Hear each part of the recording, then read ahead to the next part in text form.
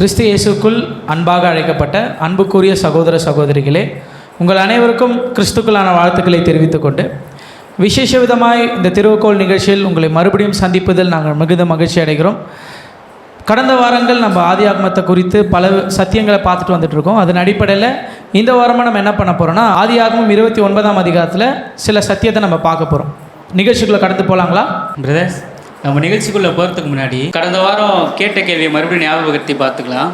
என்னென்னா, ஆதியாகமம் 29ஆம் அதிகாரத்தில் யாக்கோபு லாபான் வீட்டுக்கு போகிறாரு. அங்கே யாக்கோபு ராகேலை தான் விரும்புகிறாரு. ஆனால் லேயாவை தான் கல்யாணம் பண்ணிக்கிறாங்க முதலாக. அடுத்தது ராகேலை கல்யாணம் பண்ணிக்கிறாரு.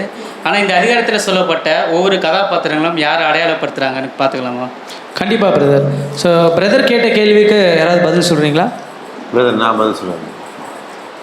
பிரதர், நீங்கள் கேட்ட கேள்வியில் பார்த்தீங்கன்னா, தேவனுடைய ஒரு திட்டம் பார்த்தீங்கன்னா இந்த ஒரு காரியத்தில் அடங்கியிருக்கு. இதுக்கு முன்னாடி பார்த்தீங்கன்னா நம்ம ஈசாக்கின் திருமணம் சொல்லிட்டு ஒரு டாப்பிக்கில் நம்ம வீடியோ போட்டிருந்தோம். ஸோ அதில் பார்த்தீங்கன்னா ஈசாக்கினுடைய திருமணத்தில் தேவனுடைய திட்டம் எப்படிலாம் இருக்குது, ஸோ அதில் ஈசாக்கு யார் அடையாளப்படுத்துகிறாரு, ரெபேக்கால் யார் அடையாளப்படுத்துகிறாங்க அப்படின்றத பார்த்தோம். அதுக்கு முன்னாடி நம்ம என்ன பார்த்தோம்னா சேஷ்ட புத்திர பாகம் அப்படின்ற ஒரு விஷயம் பார்த்தோம். ஸோ அதில் யாக்கோபு, ஏசா, ரெபேக்கால், ஈசாக்கு. ஸோ இந்த மாதிரி பார்த்தீங்கன்னா தொடர்ந்து இந்த நிழல்கள் அப்புறம் அதனுடைய பொருள்கள் பார்த்துட்டு வர இந்த ஒரு வரிசையில் அடுத்த ஒரு முக்கியமான ஒரு சுவாரஸ்யமான ஒரு சம்பவம் எது அப்படின்னா, இப்போ நீங்கள் கேட்ட கேள்வி தான் என்னென்னா, ஆதியாகமம் 29ஆம் அதிகாரத்தில் வரக்கூடிய அந்த சம்பவங்கள். ஸோ இந்த இடத்துல வரும்போது யாக்கோபு அப்புறம் மற்றும் ஈசாக்கு, ஃபஸ்ட்டு இவங்க ரெண்டு பேரும் நம்ம என்ன பண்ணலாம்னா நிதானிச்சு பார்க்கலாம் யாரை அடையாளப்படுத்துகிறாங்க பொருளில் அப்படின்னு. ஸோ யார் அடையாளப்படுத்துகிறாங்கன்றதை பார்க்கணுன்னா அவங்க என்ன காரியத்தை செஞ்சுருக்காங்க அப்படின்றத பார்க்கணும். ஸோ இந்த இடத்துல ஈசாக்கு யாக்கோபு கிட்ட என்ன சொல்கிறாரு அப்படின்னும் போது ஒரு முக்கியமான ஒரு விஷயத்தை என்ன பண்ணுறாருன்னா யாக்கோபுக்கு சொல்கிறார். அதை நான் படிக்கலாம் பாருங்க. ஆதியாகமம் 28ஆம் அதிகாரம் 1ஆம் வசனம் வாசிங்க. ஆதியாகமம் 28ஆம் அதிகாரம் 1ஆம் வசனம். ஈசாக்கு யாக்கோபை அழைத்து அவனை ஆசீர்வதித்து, நீ கானானியருடைய குமாரத்திகளில் பெண் கொள்ளாமல். Okay brother. ஸோ இந்த இடத்துல ஈசாக்கு ஒரு முக்கியமான ஒரு அட்வைஸ் கொடுக்குறாரு யாக்கோபு. என்னன்னா, நீ கானானியருடைய குமாரத்திகளில் என்ன பண்ணாதுன்னா பெண் கொள்ளாத அப்படின்னு. இந்த ஒரு வார்த்தையின் அடிப்படையில் தான் நம்ம ஈசாக்கு யார் ஏற்படுத்துறாரு, யாக்கோபு யார் ஏற்படுத்துறாருன்னு புரிஞ்சிக்க முடியும். ஸோ இதே மாதிரி ஒரு வார்த்தையை இதுக்கு முன்னாடி நம்ம படிச்சிருக்கோம். ஞாபகம் இருக்கா உங்களுக்கு? ஆபிரகாம் சொல்கிறாரு. Very good brother. ஆபிரகாம் என்ன பண்ணுறாருன்னா சொல்கிறார். யாருக்கு சொல்கிறார் அப்படின்னா, ஈசாக்கு பெண் பார்க்க போகும்போது அங்கே எலேசர் கொடுக்கக்கூடிய ஒரு முக்கியமான ஒரு ஆலோசனை. அதை படிக்கலாம் பாருங்களேன். ஆதியாகமம் 24ஆம் அதிகாரம் 3ஆம் வசனம் வாசிங்க. ஆதியாகமம் 24ஆம் அதிகாரம் 3ஆம் வசனம். நான் குடியிருக்கிற கானானியருடைய குமாரத்திகளில் நீ என் குமாரனுக்கு பெண் கொள்ளாமல். ஓகே, அப்போ இங்கே சொல்கிறாரு பார்த்தீங்களா. அப்போ ஆபிரகாம் சொல்லக்கூடிய அதே வார்த்தையை தான் இங்கே ஈசாக்கு பயன்படுத்துகிறார். அப்போ அந்த இடத்துல நம்ம படித்த அந்த ஒரு சம்பவம் எதுன்னு அப்படின்னா ஈசாக்கின் திருமண சம்பவம். அப்போ அந்த இடத்துல ஆபிரகாம் யார் அடையாளப்படுத்துறான்னு நம்ம பார்த்துருந்தோம் கடந்த வாரத்தில். பிதாவாகிய தேவன் அடையாளம். Very good brother. பிதாவாகிய தேவன் அடையாளப்படுத்துறான்னு பார்த்தோம். கரெக்டா? இப்போ அதே வார்த்தையை இங்கே ஈசாக்கு என்ன பண்ணுறாருன்னா சொல்கிறார். அப்போ இந்த இடத்துல ஈசாக்கு யார் அடையாளப்படுத்துறாரு அப்படின்னு பார்க்கும்போது நம்முடைய பிதாவாகிய தேவன் என்ன பண்ணுறாரு அடையாளப்படுத்துறாரு அப்படின்னு சொல்கிறார்.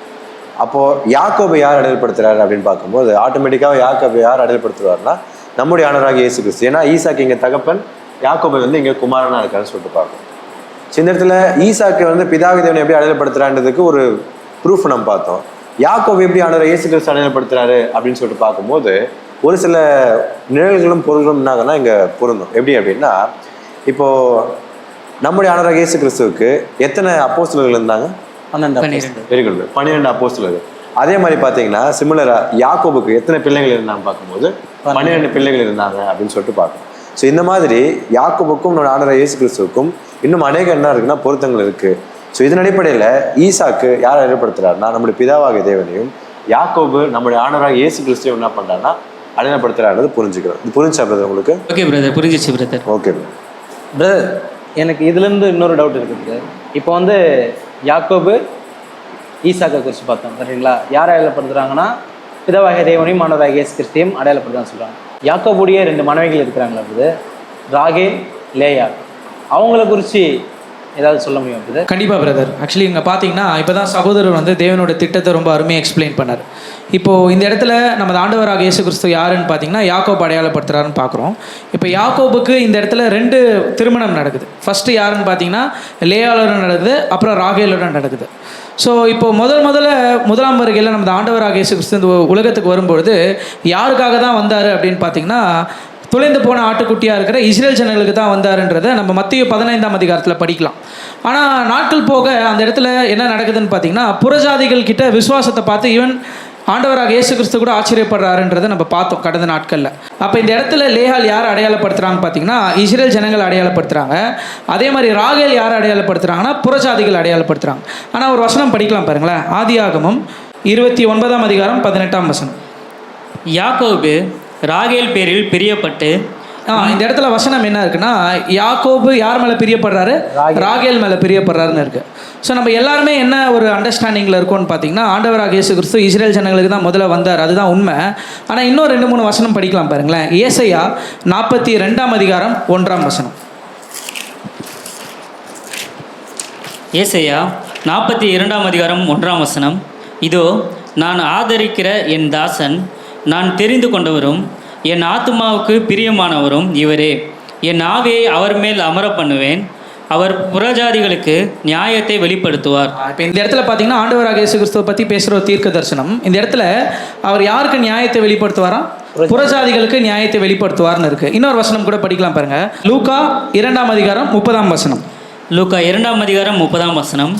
புறஜாதிகளுக்கு பிரகாசிக்கிற ஒளியாகவும் உம்முடைய ஜனமாகிய இஸ்ரவேலுக்கு மகிமையாகவும். அப்போ இந்த இடத்துல என்ன இருக்குன்னா, புறஜாதிகளுக்கு ஒளியாகவும் பிரகாசிக்கிற ஒளியாகவும் இருக்கு. அப்படின்னா ஆண்டவராக இயேசு கிறிஸ்துவோட திட்டத்தில் யார் முதல்ல இருந்தாங்க? இஸ்ரேல் ஜனங்கள் இருக்கிற மாதிரி தான் இருக்குது. ஆனால் முதல்ல யார் தான் கீழ்ப்படிவாங்கன்ற ஒரு விஷயம் அவருக்கு நல்லாவே தெரியும். அது யார் தான் அப்படின்னு பார்த்தீங்கன்னா, புறஜாதிகள் தான். அப்போ இந்த இடத்துல ராகேல் யார் அடையாளப்படுத்துகிறாங்கன்னா, புறஜாதி ஜனங்கள் அடையாளப்படுத்துகிறாங்க. லேயால் யார் அடையாளப்படுத்துகிறாங்கன்னா, இஸ்ரேல் ஜனங்கள் அடையாளப்படுத்துகிறாங்க. பிரதர், உங்களுக்கு புரிஞ்சுதா பிரதர்? ரொம்ப நல்லாவே புரிஞ்சுது பிரதர். ஸோ தேவனுடைய திட்டத்தில் புறஜாதியர்கள் ஃபஸ்ட்டே வந்திருக்காங்கிறது புரிஞ்சுது பிரதர். பிரதர், எனக்கு ஒரு கேள்வி இருக்குது பிரதர். அதில் சொல்லுங்க. இந்த 29ஆம் அதிகாரம் தொடர்ந்து வரக்கூடிய அந்த ராகேலுக்காக 7 வருஷம் வேலை செய்கிறாரு, லேயாலுக்காகவும் 7 வருஷம் வேலை செய்கிறாருல, அந்த 7 என்ற எண்ணு எதை அடையாளப்படுத்துகிறது கொஞ்சம் சொல்ல முடியும் பிரதர்? Okay brother. ஸோ சகோதரர் கேட்ட கேள்வி பார்த்தீங்கன்னா ரொம்ப சுவாரஸ்யமான கேள்வி. ஸோ இதில் பார்த்தீங்கன்னா இது புரிஞ்சுக்கணுன்னா, வேதாகமத்தில் பார்த்தீங்கன்னா நிறைய எண்கள் இருக்குது. அதில் இப்போ நம்ம பார்க்கக்கூடிய ஒரு எண் எதுன்னா 7 அப்படின்ற எண். அப்போது வேதத்தின் அடிப்படையில் 7 எண்ணுக்குரிய ஒரு ஆவிக்குரிய அர்த்தம் என்ன அப்படின்னா, பூரணமான ஒரு விஷயங்களை குறிக்கூடியது. எப்படி அப்படின்னு கேட்டிங்கன்னா, நம்முடைய தேவன் என்ன பண்ணுறாருன்னா, அவர் படைப்புகள் எல்லாம் படைத்து 7ஆம் நாளில் ஓய்ந்திருக்கிறார். அப்போ என்ன ஓய்ந்திருக்கிறாரு? எல்லாவற்றையும் நல்லது என்று கண்டார். எப்படி எல்லாமே என்ன இருக்குன்னா பெர்ஃபெக்டாக இருக்குது. அப்போ 7 என்ற எண்ணு வேதாகமத்தின் அடிப்படையில் ஒரு பூரணத்தை பெர்ஃபெக்ஷன் அடையாளப்படுத்தும். இப்போ இதன் அடிப்படையில் நம்ம அங்கே போய் பார்க்கும்போது லேயால் ராகேல் ஆல்ரெடி சகோதரர் எக்ஸ்பிளைன் பண்ணார். லேயால் இஸ்ரேல் ஜனங்களையும் ராகேல் வந்து புறஜாதிகளையும் அடையாளப்படுத்துகிறார். அப்போது லேயாலுக்காக ஒரு 7 வருஷம், ராகேலுக்காக ஒரு 7 வருஷம். கரெக்டுங்களா? அப்போ என்னன்னா, நம்முடைய ஆண்டவராக இயேசு கிறிஸ்து அங்கே யாக்கோபு யார் அடையாளப்படுத்துனா? ஆண்டவர் இயேசு கிறிஸ்து. அங்கே என்ன பண்ணுறாருன்னா, முதலாவது அவர் தன்னுடைய அந்த ஒரு மகிமையான அந்த காரியங்களையும் அந்த சத்தியத்தையும் பரிபூர்ணமாக யாருக்கு தான் வெளிப்படுத்தி அவர் சொல்கிறார் அப்படின்னா, இஸ்ரேல் ஜனங்களுக்கு தான் வெளிப்படுத்தி சொல்கிறார். நம்ம இதுக்கு முன்னாடி பார்த்த மாதிரி அவங்களுக்கு தான் அந்த அழைப்பு முதல்ல போச்சு. ஆபிரகாம் கொடுத்த அந்த ஆசீர்வாதத்தின் அழைப்பு. இப்போ அவங்க என்ன ஆயிட்டாங்க அப்படின்னா, அதை இழந்துட்டாங்க இல்லையா? இப்போ அடுத்து அந்த வாய்ப்பு யார்கிட்ட போகுதுன்னா, புறஜாதிகள்கிட்ட போகுது. அதே மாதிரி இஸ்ரேல் ஜனங்களுக்கு எப்படி பூர்ணமாக தேவன் அவருடைய காரியங்களை வெளிப்படுத்தினாரோ, இயேசு கிறிஸ்து வெளிப்படுத்தினாரோ, அதே மாதிரி புறஜாதிகளுக்கும் அவர் என்ன பண்ணுறாரு அப்படின்னா, அந்த ராகேலுக்காக எப்படி வேலை செஞ்சாரோ அதே மாதிரி புறஜாதிகளுக்காகவும் ஒரு பூரணமான வேலைகள் என்ன பண்ணுறாருன்னா செஞ்சுட்டு வர்றாரு. ஸோ இந்த ஒரு விஷயம் என்னன்னா, 7 ராகேலுக்காக செய்யக்கூடிய அந்த ஒரு 7 வருஷங்கள், இப்போ நம்ம இருக்கக்கூடிய இந்த சுவிசேஷ யுகத்தையும், லேயாலுக்காக வேலை செய்யக்கூடிய அந்த ஒரு 7 வருஷங்கள், அப்போ இருக்கக்கூடிய அந்த யூத யுகத்தையும் என்ன பண்ணது அடையாளப்படுத்துது அப்படின்றத பார்க்குறோம். ஸோ இது வந்து மிகப்பெரிய ஒரு காரியம். வரக்கூடிய நாட்கள் என்ன பண்ணலாம்னா, இதுக்கான தெளிவுகளை இன்னும் நம்ம என்ன பண்ணலாம் அதிகமாக பார்க்கலாம். இப்போ கேட்ட கேள்வி புரிஞ்சா பிரதர்? ஓகே பிரதர், புரிஞ்சிச்சு பிரதர். ஓகே பிரதர், இதில் எனக்கும் ஒரு கேள்வி இருக்குது பிரதர். என்ன அப்படின்னு பார்த்தீங்கன்னா, நீங்கள் புரிய விஷயத்தில் நான் ஒரு தெளிவாக ஒரு விஷயம் புரிஞ்சுக்கிட்டேன். என்ன அப்படின்னா, அந்த வாய்ப்பு யாருக்குன்னா புறஜாதிகளுக்கு தான் அந்த வாய்ப்புன்றதை நான் புரிஞ்சுக்கிட்டேன். இப்போது யாக்கோபோட குமாரர்கள் தான் யாருன்னு பார்த்தீங்கன்னா, அந்த 12 கோத்திரம். கரெக்டுங்களா? ஆனால் வெளிப்படுத்தின விசேஷம் 7ஆம் அதிகாரம் படிக்கும்போது 1,44,000 பேருன்ற ஒரு லக்கம் இருக்கும். இவங்க தான் வந்து பிதாவோட ராஜ்யத்தில் இருப்பாங்க அப்படின்றதையும் நம்ம பார்க்குறோம். இவங்க எல்லாருமே யாரோட கோத்திரத்துலேருந்து வர மாதிரி இருக்கும்னா, யாக்கோபோட அந்த 12 கோத்திரத்தில் வர குமாரர்களை பற்றி தான் அங்கே பேசியிருக்கோம். ஆனால் நீங்கள் என்ன சொல்கிறீங்கன்னா, புறஜாதிகளுக்கு அந்த வாய்ப்பு போயிடுச்சுன்னு சொல்கிறீங்க. அப்போ பார்த்தீங்கன்னா இப்படியும் நிறைய பேருக்கு ஒரு கேள்வி இருக்குது அப்படின்றத பார்க்குறோம். ஆனால் என்னென்னா, நம்மளுக்கு நேரம் குறைவாக இருக்கிறதுனால நம்ம என்ன பண்ணலாம்னா, இந்த கேள்விக்கு உண்டான பதிலை அடுத்த வாரம் நம்ம பார்க்கலாம். சரிங்களா? ஸோ பொறுமையோடு கேட்ட அனைவரும் தேவன் தாமே ஆசீர்வதிப்பாராக. ஆமீன்.